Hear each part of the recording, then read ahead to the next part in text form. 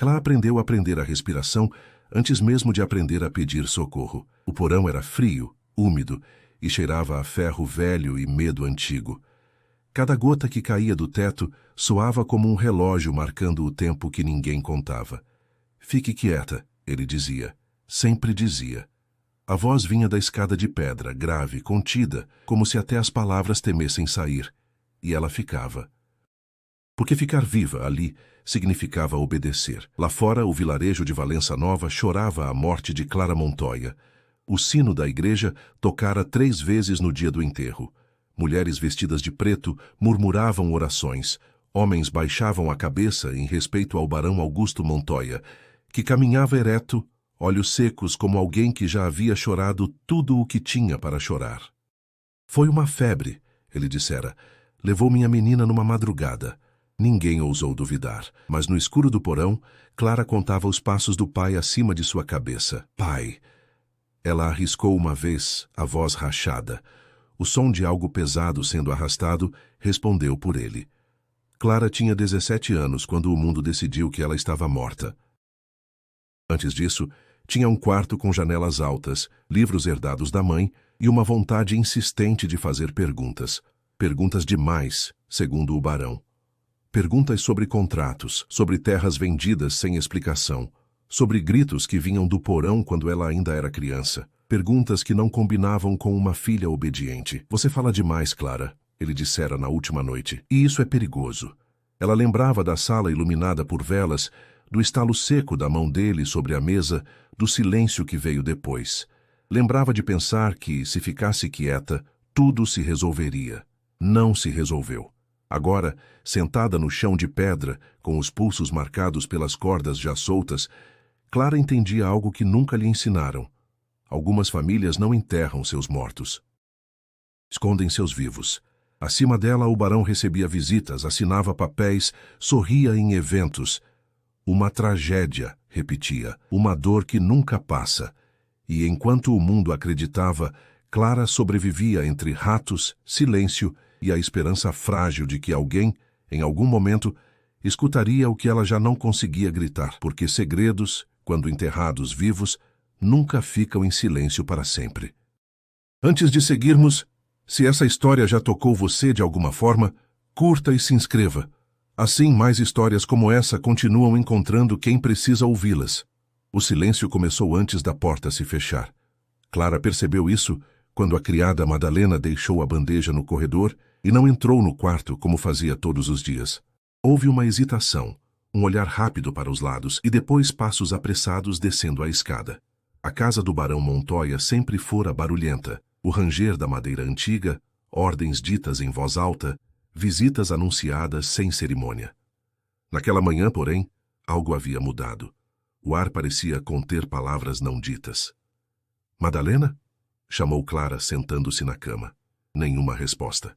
Ela vestiu o chale e saiu para o corredor. As paredes exibiam retratos de antepassados com olhos severos, homens que haviam construído fortuna com terra, dívida e silêncio. Sempre achara que aqueles olhares a seguiam, mas nunca com tanta insistência quanto naquele dia. No topo da escada encontrou o pai. Augusto Montoya estava imóvel, mãos cruzadas atrás do corpo, observando o vitral da entrada. A luz colorida quebrava-se sobre seu rosto, desenhando sombras duras. Pai, aconteceu algo? Perguntou Clara, tentando soar casual. Ele virou lentamente. O olhar era o mesmo de sempre, mas havia algo novo ali. Uma decisão tomada sem testemunhas. Precisamos conversar, disse. Agora. A sala de estudos cheirava a couro e tinta fresca. Documentos estavam espalhados sobre a mesa. Selos quebrados, contratos abertos. Clara reconheceu alguns nomes. Terras vizinhas, famílias do vale. Aproximou-se instintivamente. Não toque nisso, ele ordenou seco. Ela recuou, surpresa. Eu só queria entender. O senhor vendeu a propriedade de São Lucas? Era da mamãe. A menção à mãe foi um erro. Augusto fechou o punho, respirou fundo.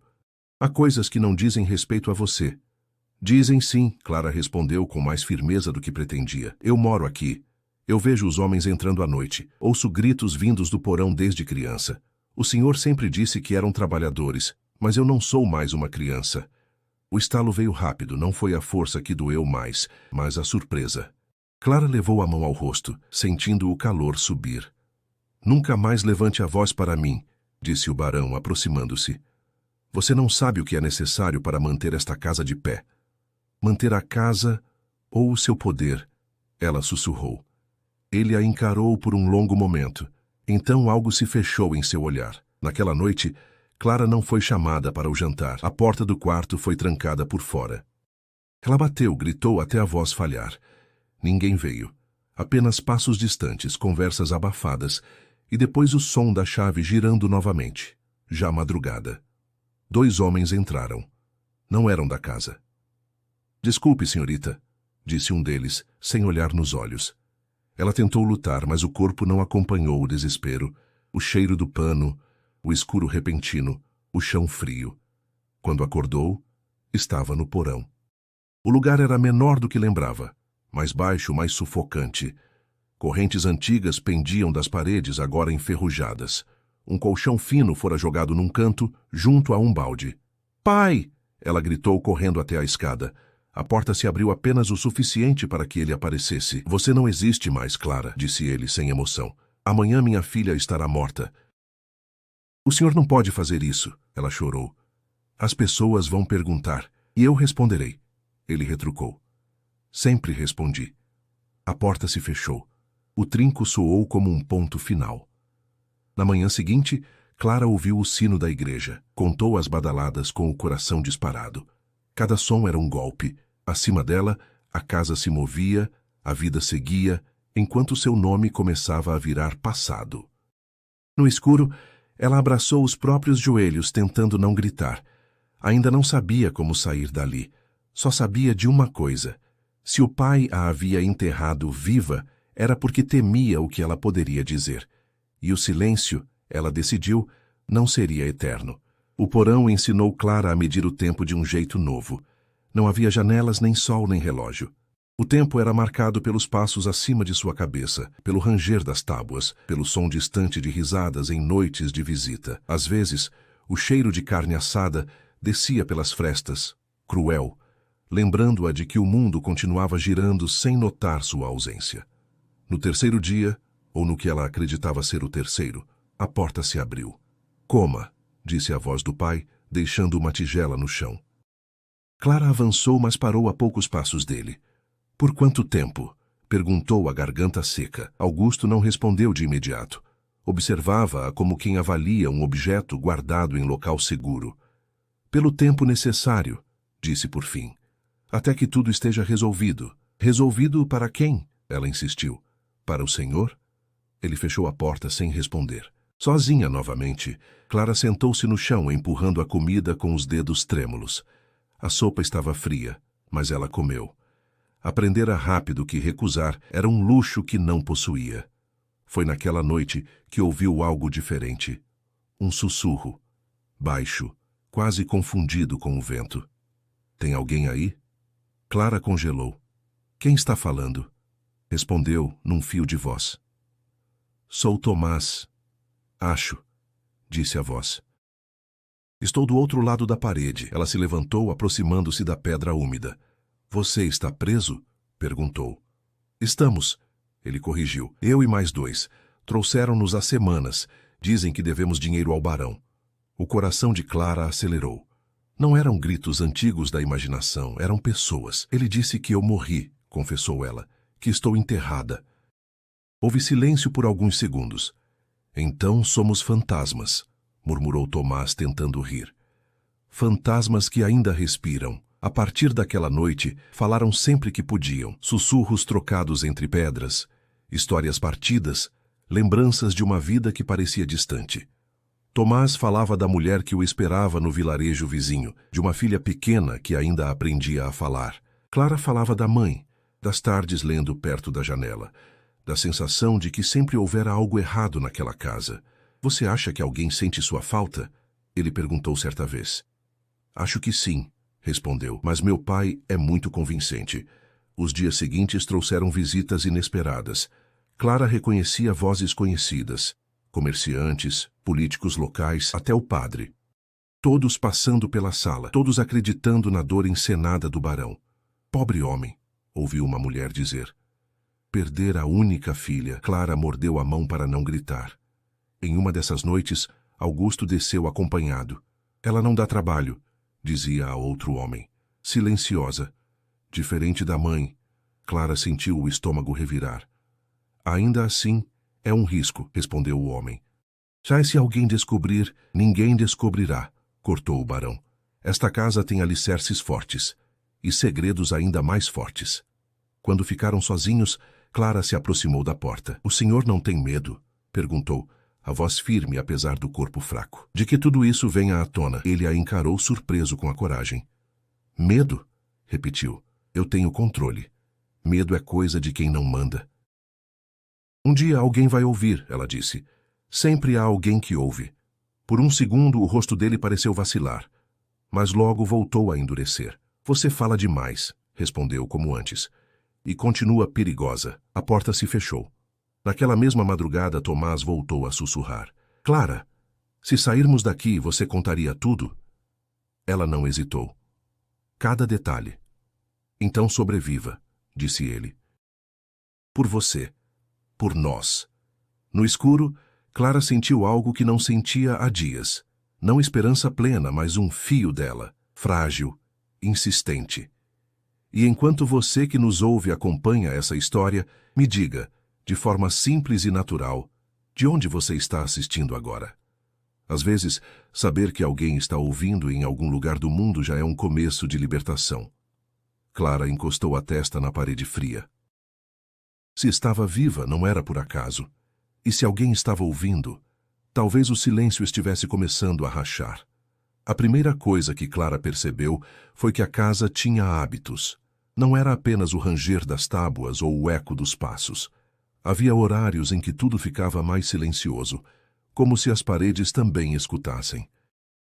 Outros em que o barulho aumentava de propósito, risadas altas, copos brindando, música vinda do salão, como se o barão quisesse abafar qualquer som que pudesse subir do porão. Ele faz isso quando tem visitas importantes, sussurrou Tomás certa noite. Já notei o padrão. Clara encostou o ouvido na parede. Meu pai sempre gostou de controlar o ambiente, disse. Até o silêncio. Com o passar dos dias, ela aprendeu a se mover no escuro sem tropeçar, a economizar forças, a esconder restos de comida para os momentos de fraqueza extrema. Aprendeu, sobretudo, a ouvir. Cada conversa acima era um pedaço do quebra-cabeça que começava a se formar. O contrato será assinado amanhã, disse uma voz masculina certa tarde. Com a morte da herdeira, tudo fica mais simples. Foi uma tragédia, respondeu Augusto com falsa solenidade, mas necessária para encerrar pendências. Clara fechou os olhos, sentindo um nó se formar no peito.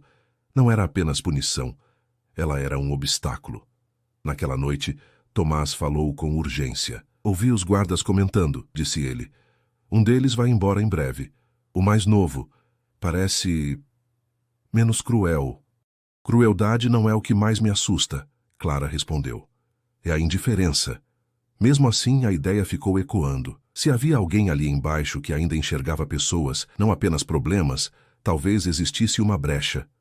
2 dias depois, a oportunidade surgiu. A porta do porão se abriu mais cedo que o normal. Não era Augusto. Rápido, disse o jovem guarda, colocando a bandeja no chão. Não olhe para mim. Clara se aproximou devagar. Qual é o seu nome? Perguntou. Ele hesitou. Isso não importa. Importa sim, ela insistiu. Porque eu tenho um nome. E ele está sendo apagado. O guarda respirou fundo, claramente nervoso. Samuel, murmurou. Agora, por favor. Samuel, ela repetiu. Você sabe que eu não estou morta. Eu sei, respondeu ele, quase num sussurro. Vai saber não muda nada. Muda para você, Clara disse. Um dia alguém vai perguntar quem trancou a porta. O rapaz engoliu em seco. Eu só sigo ordens. Meu pai também dizia isso, ela retrucou. E veja no que ele se tornou. Samuel desviou o olhar, fechando a porta com mais força do que o necessário. Naquela noite, Clara não conseguiu dormir. Você acha que ele ajuda? Perguntou a Tomás. Acho que ele tem medo, respondeu o homem.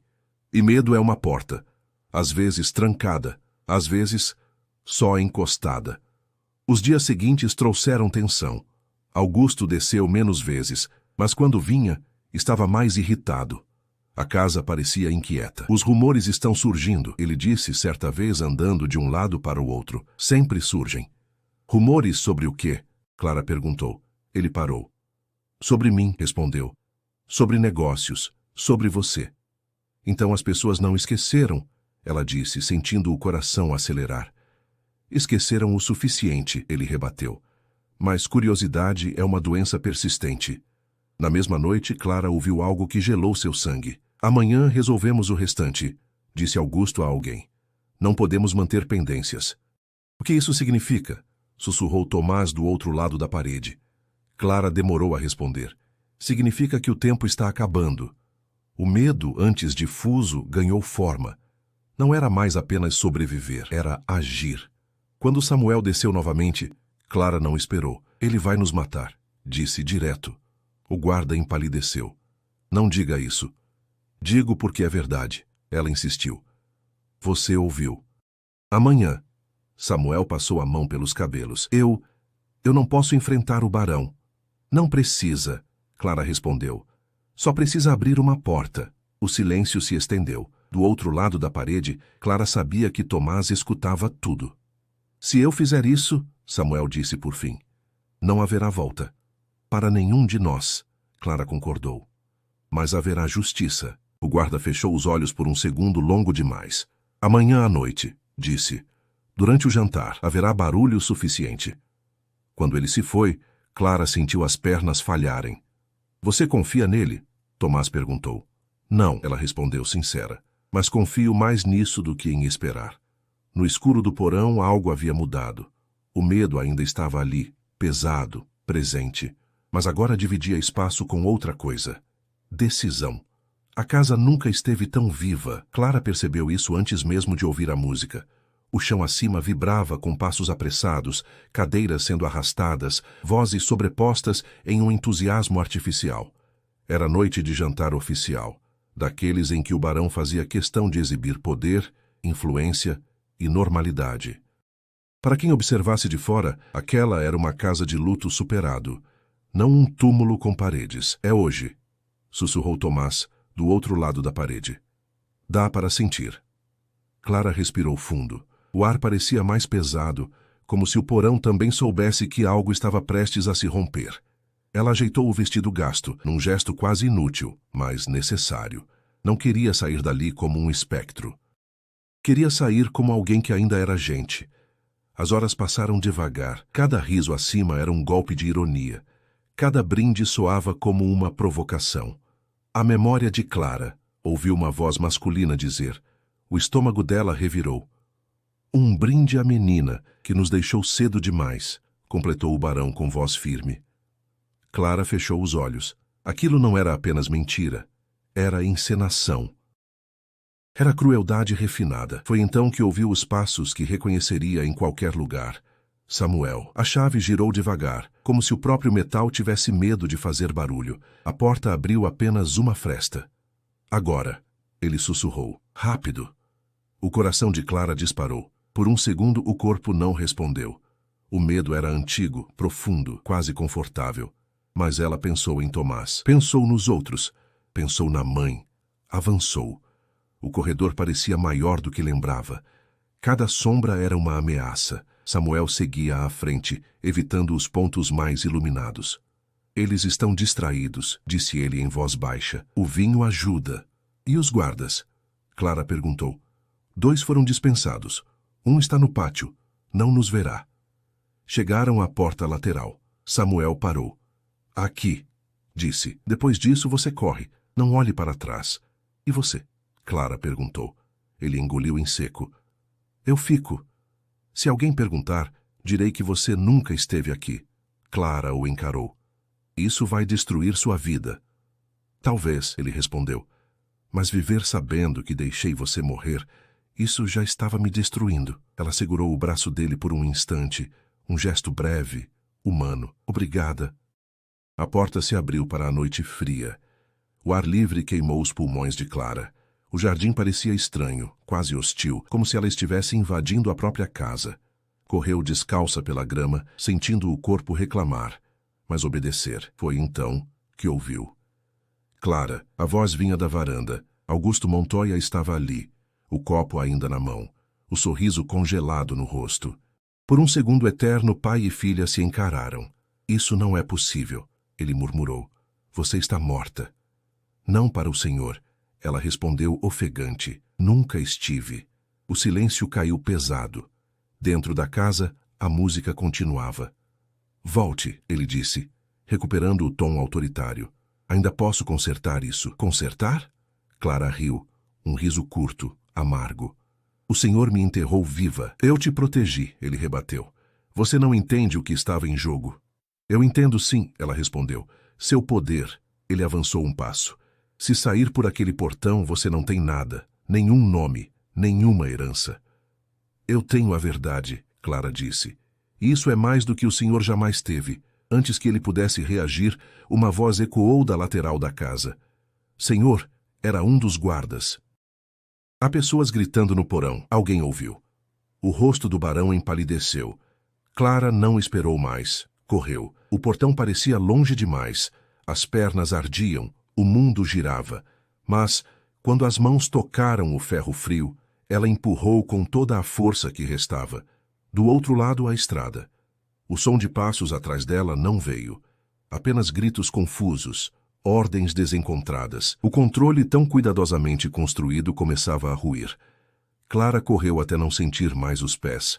Quando caiu, foi no chão duro, real, fora dos limites daquela casa.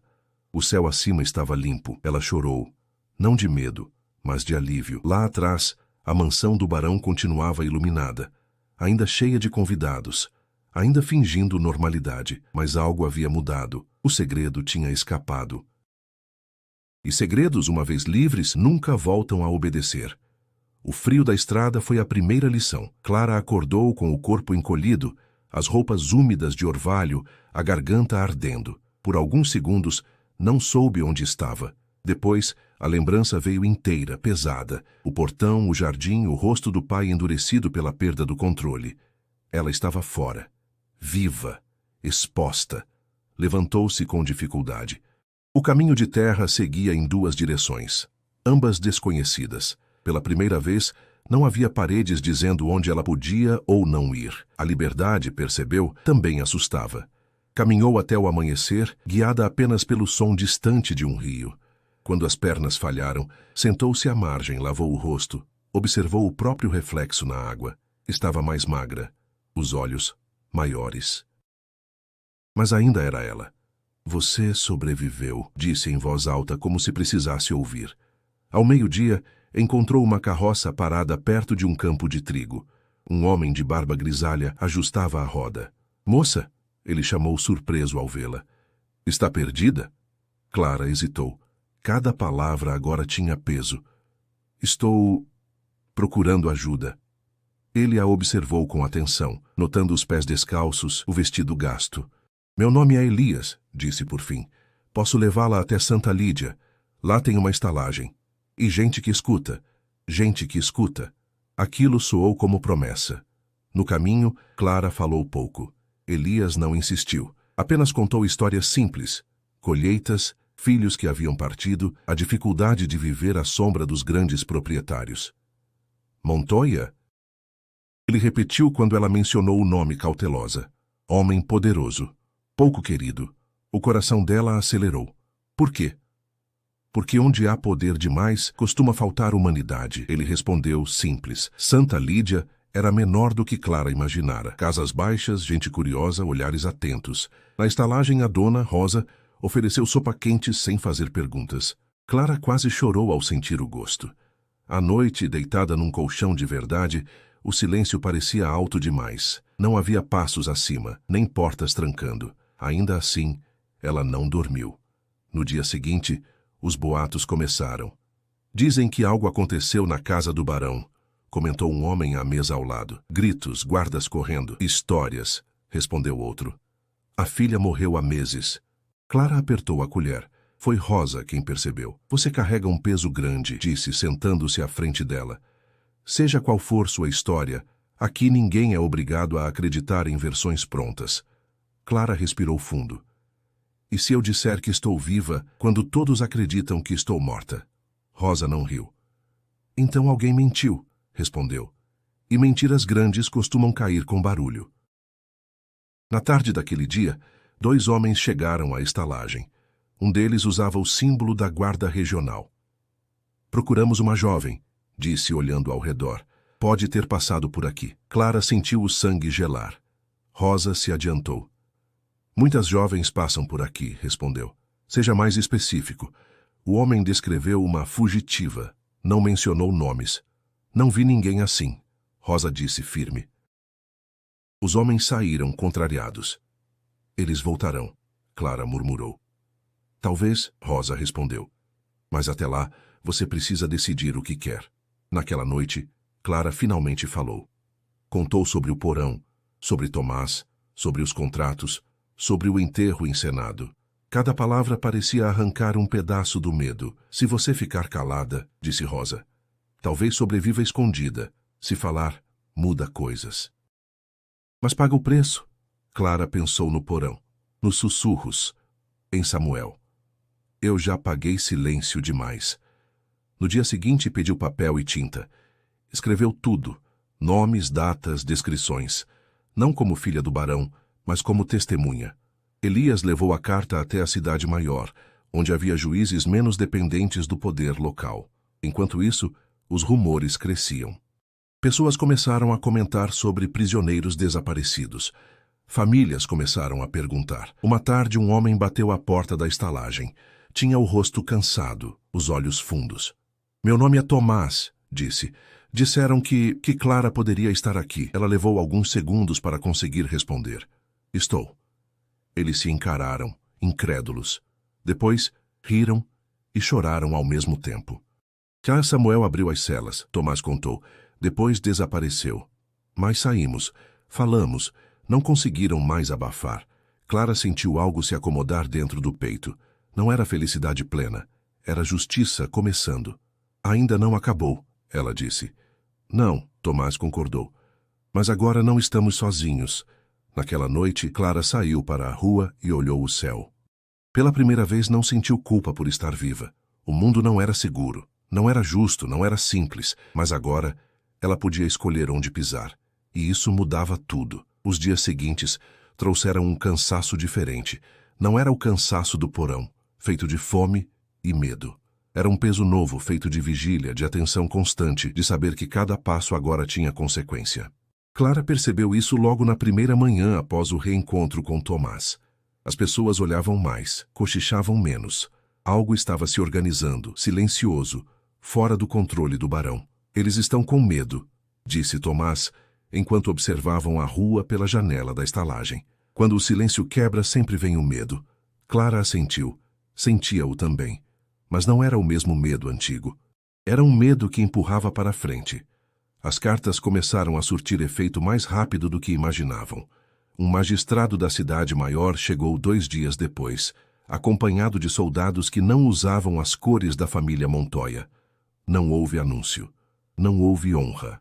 Apenas presença. Queremos ouvir você, disse o homem sentado à mesa simples da estalagem. Não como filha de ninguém, como pessoa. Clara respirou fundo antes de falar. Contou tudo novamente. Cada vez que repetia a história, algo dentro dela se organizava, como se o caos finalmente aceitasse uma forma compreensível. E você pode provar? Perguntou o magistrado. Posso, respondeu ela. E não estou sozinha. Tomás foi o primeiro a se levantar. Depois, outros. 2 homens que haviam passado pelo porão em momentos diferentes. Uma mulher cujo marido nunca voltara para casa. Um antigo funcionário da casa Montoya, que carregava culpas antigas demais para continuar calado. O magistrado ouviu em silêncio. Isso não será rápido, disse ao final. Nem fácil, mas não será ignorado. Naquela mesma tarde, a estrada voltou a trazer visitantes. Não eram mais guardas. Eram pessoas comuns. Algumas traziam comida, outras perguntas. Algumas apenas olhares cheios de algo que Clara reconheceu com surpresa. Respeito. É você, disse uma senhora segurando-lhe as mãos. A menina do sino. Clara engoliu em seco. Sou eu. Minha filha trabalhava na cozinha daquela casa, continuou a mulher. Saiu uma noite e nunca voltou. Obrigada por falar. Quando a mulher se foi, Clara precisou sentar. Você não precisa carregar todos, disse Rosa com suavidade. Eu sei, Clara respondeu. Mas também não vou fingir que não vejo. As notícias chegaram a Valença Nova antes que Clara pudesse pisar lá novamente. O barão foi convocado, não preso ainda. Convocado. A casa foi lacrada para averiguações. O porão deixou de ser um segredo. Ele está negando tudo, contou Elias, ao voltar da cidade. Diz que você foi levada pela febre da imaginação, que sempre foi frágil. Clara sorriu sem humor. Ele sempre confundiu fragilidade com sensibilidade. Na noite anterior ao depoimento oficial, Clara quase desistiu. Sentada à beira da cama, sentiu o velho tremor nas mãos. O eco da porta se fechando. A voz do pai dizendo que ela falava demais. O medo voltou, insistente. Você não precisa ir amanhã, disse Tomás, percebendo. Já falou o suficiente. Clara levantou o olhar. Não, disse firme. Amanhã eu digo meu nome em voz alta, onde ele não pode me calar. O tribunal improvisado estava cheio, não de luxo, mas de gente. Quando Clara entrou, houve um silêncio pesado. Augusto Montoya estava sentado à frente, mais velho do que ela lembrava, menor também. Não a olhou. Quando foi chamada, Clara caminhou até o centro da sala. Diga seu nome, pediu o magistrado. Ela respirou fundo. Clara Montoya. Um murmúrio percorreu o espaço. Fui declarada morta sem estar, continuou. Fui trancada por meu próprio pai para que não falasse. Hoje falo não como herdeira, mas como sobrevivente. Augusto levantou-se de repente. Ela mente, gritou.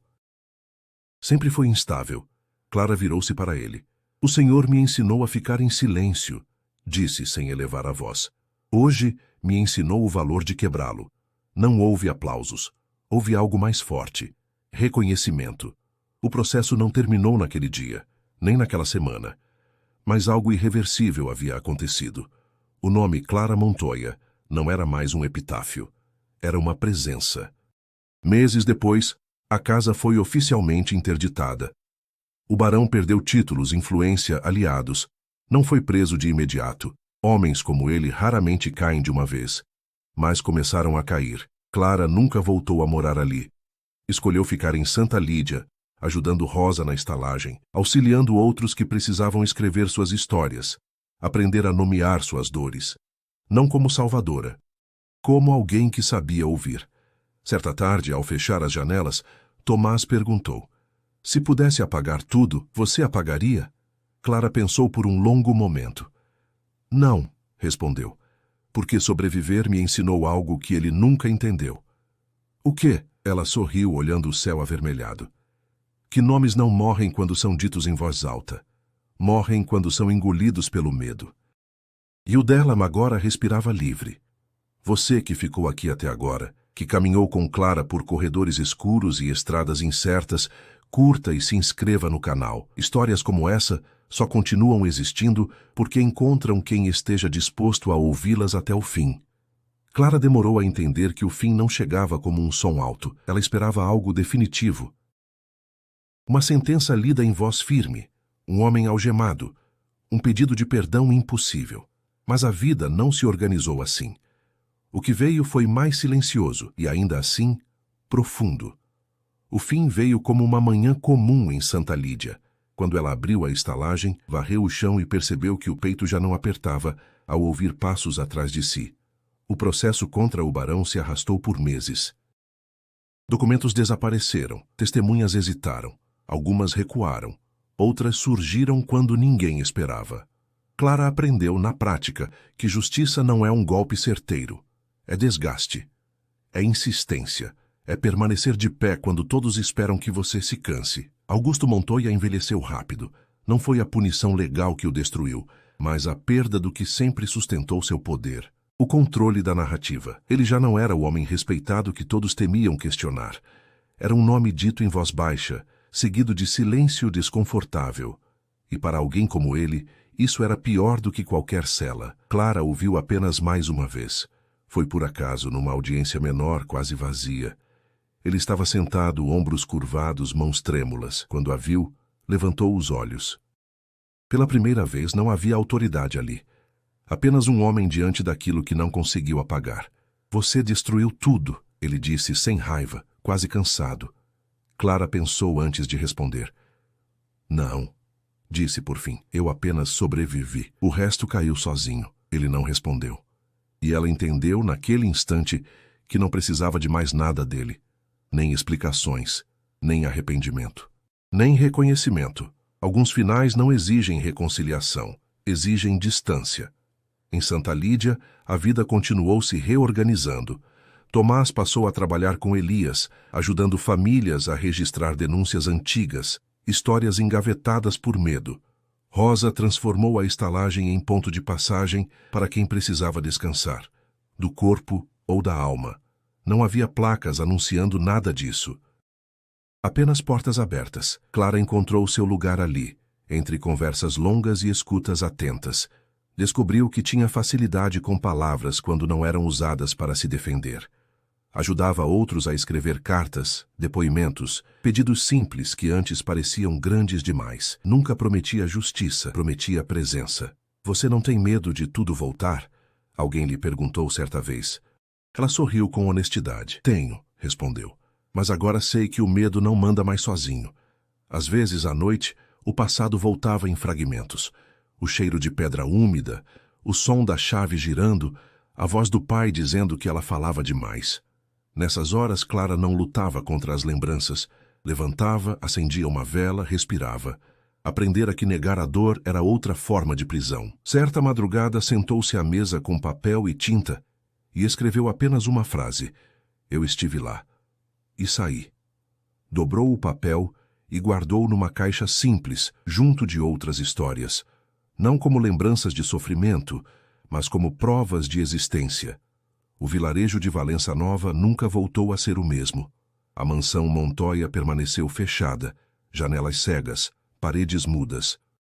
Crianças passaram a inventar histórias sobre o lugar, sem saber que ali, o que mais doeu não foi o que aconteceu, mas o que ficou em silêncio por tempo demais. Clara nunca mais entrou naquele porão. Não por medo, mas por escolha. Ela entendeu que sobreviver não era vencer alguém. Era recuperar o direito de decidir onde colocar os próprios pés. Era dizer o próprio nome sem pedir permissão. Era não aceitar mais versões prontas sobre quem ela era. Na última conversa que teve com Tomás antes de ele partir para outra cidade, ele perguntou: Você se considera forte agora? Clara pensou. Não, respondeu. Me considero inteira, e isso bastava, porque algumas histórias não terminam com aplausos nem com justiça perfeita. Terminam quando alguém que deveria ter sido apagado continua andando, falando, vivendo. Terminam quando o silêncio perde a autoridade. Terminam quando uma pessoa olha para trás e percebe que não precisa mais voltar. O barão dizia que a filha tinha morrido. Mas ela não só viveu, ela contou, e isso mudou tudo. E,